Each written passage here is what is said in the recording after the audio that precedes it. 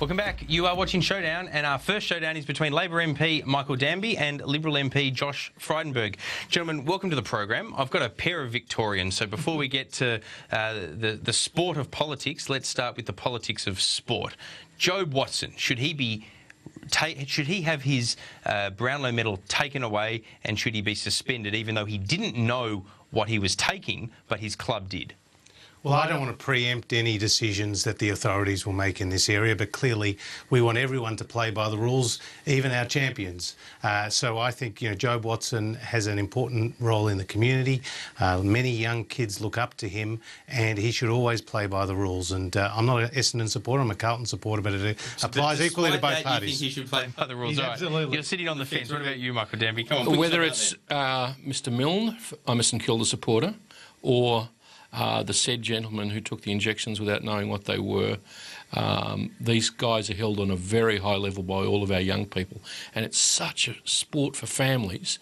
I expect all the clubs to make them adhere to the highest levels possible, and that has obvious implications. But we can talk about this in terms of the AFL's decision-making as opposed to courts of law. In terms of the AFL's decision-making, is it rough on an individual who didn't know what they were taking to threaten sanctions as opposed to threatening them on the club? Or is that appropriate because at the end of the day you should always know what's been injected into you? Well, you should ask those questions, I would have thought, because whether you're a footballer or a tennis player or I think he did, but he was told they were legal. Well, and then that's an issue that would have to be taken into account. But if he's taken the necessary precautions, asked the right questions, and then he's been misled by his own doctor, club doctor or officials, then they have to answer some serious questions. And he's got his reasoning then. Look, the AFL does lots of great things. Its Indigenous program is a great credit to the whole sport and indeed to all of Australia. Cutting edge for the rest of Australia about Indigenous employment and care for people after their working hours. But we have to take a very hard line on this stuff because of the incredible message that it sends people all around Australia. Well, I hope you two are safe getting off your flight back to Melbourne. Melburnians love their football. OK, let's move into the sport of politics. Michael Danby, do you think there will be a leadership showdown on the Labor side this week? I said on radio a couple of days ago, and I think one of the protagonists for Mr Rudd has taken this up, that I think there'll be some people who are enthusiasts of his who will get around the idea of there not being a contest for Mr Rudd initiated by himself by doing a petition where he can say that he didn't initiate it himself. I'd expect them to put up or shut up, but as Trish Crossan said on your program before, after Friday, this is all over. I want to debate Mr Abbott and Mr Frydenberg and all of the things that they stand for. I want to be able to ask him questions about why Malcolm Turnbull's going to let Huawei back into the NBN when the security services of Australia say it shouldn't happen. But you kind of know that in the last parliamentary week of this entire parliament, you can't really do that very much because we're all talking about leadership because the chaos continues. The big game may be on as far as the internal stuff is concerned Thursday. Former leader Rudd leaves for China Thursday night, but I expect to be able to look at Josh in the eyes and ask him all of these tough questions that the Liberals haven't answered. We'll ask him a tough question in a moment about local government. But before we do, a tough question for you, Michael Danby. Honest answer, you're a straight shooter, so answer it to me straight. Would you rather risk losing your seat under Julia Gillard than survive and win it under Kevin Rudd? Because the polls tell us that he would do better than her. That's a false choice, Peter, and you know that. In Victoria, where despite the incredible media campaign and the coalition campaign against the Labor government, we're 51-49, and I just expect us to keep on fighting. The result will be a lot closer than you think under Prime Minister Gillard. But are you being fair to your colleagues in other states then? If as a Victorian MP, and by extension perhaps the likes of Bill Shorten, stick with the Prime Minister because you're okay in her home state, what about your colleagues in Queensland or your colleagues in Western Australia or indeed South Australia on these latest polls who look like they're about to be decimated? I've heard from people in South Australia that they expect the polls to improve after all of this internal leadership issue is over. So it's Rudd's fault? Well, whether it's Rudd's fault or not, you can track the fact that there are these internal discussions with us going down in the polls. It can't take place after Friday, and therefore things must improve. Never say never. I mean, we all remember back in 1983, I was just a boy, but we remember that Bill Hayden was the leader going into that election until Malcolm Fraser made his way to Yarralumla and the switch was on to Bob Hawke. You're just trying to stoke the tension all the way to a polling day. Well, can I just say, it's a bit damn rich. It's a bit damn rich of Michael Danby to come in here and say, look, at the end of this week, we'll be able to get into the proper debate about policy and what's good for Australia. Because for the last 3 years, the Labor Party has been involved in this internal, unprecedented battle between Rudd and Gillard's forces. I mean, it's gone on for 3 years. The supporters of Julia Gillard have conducted a scorched earth policy where they've undermined Kevin at every opportunity. He's the Rudd supporters haven't exactly been seen nothing either. Well, he's out to get even. There's no doubt about that. He's out to get even. How many bills have got through? Well, how many bills have got through? It's the quality. You want to have that debate? 500. Can I say it's the quality of those bills, and we know. You don't have to tell me that. I wrote about that on Saturday. Well, you agree with the quality. Well, you support the disability insurance scheme, don't you? Absolutely, it's a bipartisan commitment. But can I just pay $29.5 billion to the NBN? Let me jump in. Josh, let me jump in on this one because you say it's about the quality, not the quantity, and I agree with that. I wrote about it on Saturday. But the Coalition have supported, through the Parliament, 87% of the bills that passed. Absolutely. So is the quality of 80% of their legislation good? Well, there are some good things that have That's not a absolutely bad hit got. But if you look at what has happened in our workplaces with the re-regulation of the labour market, the increased power from the union to the right of entry, we're absolutely not as much as you would like. Well, that's another issue. But we've put forward a really important group of policy ideas around industrial relations and workplace relations, particularly about reintroducing the Australian Building and Construction Commission and holding the unions to account with better governance and transparency. They're the things that we want. You'd like to go further, be honest. No. I'm very happy with the policies Tony's put out. I think they're going to make a real difference to productivity in the workplace, and I think actually they're going to wind back some of the union influence. But you'd which like to we've seen go grow. further. No, I'm not about to go further.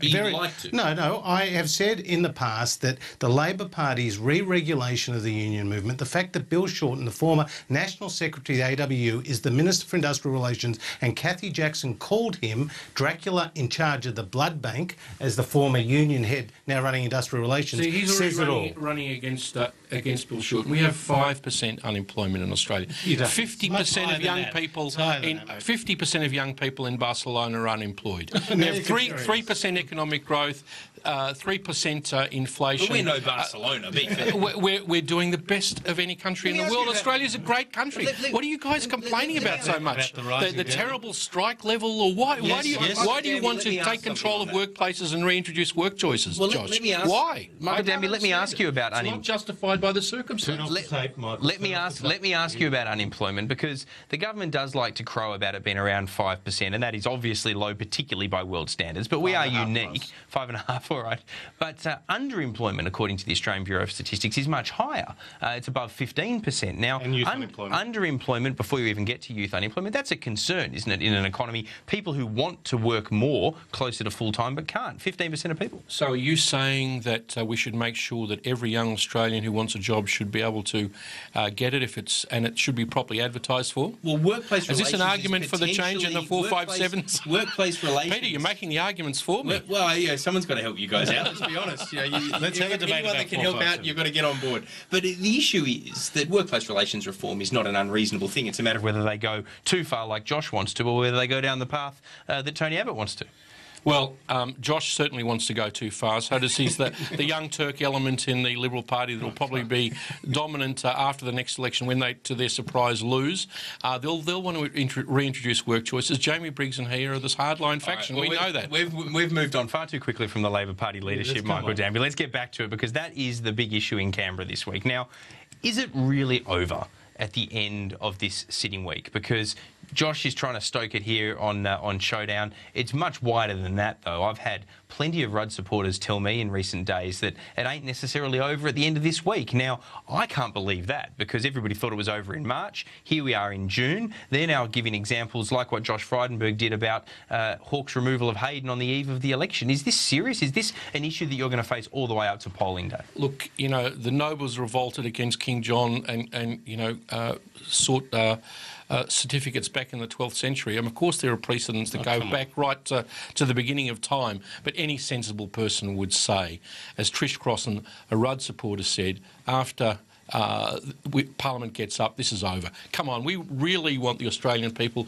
to be able to debate the hardline work choice policies of Jamie Briggs and Josh Frydenberg versus what Labor stands for. Peter, what's happening is that Michael and his colleagues are out there in their electorate hearing exactly the same message that we're hearing, and that is that the government has lost its way again.